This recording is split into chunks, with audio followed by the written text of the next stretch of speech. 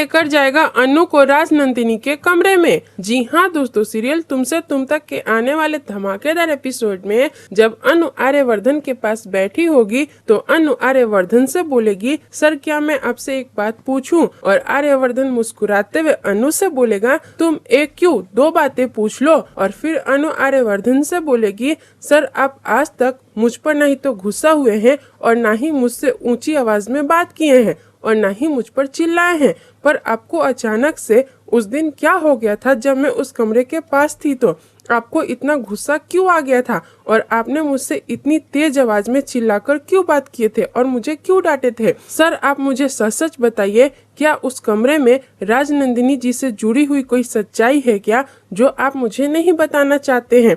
और अनु की बातें सुनकर आर्यवर्धन उठेगा और अपने अलमारी से राजनंदिनी के कमरे की चाबी निकालेगा और आर्यवर्धन अनु के हाथ में देगा और बोलेगा, ये चाबी लो और अगर तुम्हें ऐसा लगता है कि तुम्हें उस कमरे में जाना चाहिए तो तुम उस कमरे में जा सकती हो, पर इस बार ना ही तो मैं तुम्हें रोकूंगा और ना ही तुम पर चिल्लाऊंगा और ना ही तुम पर गुस्सा होऊंगा।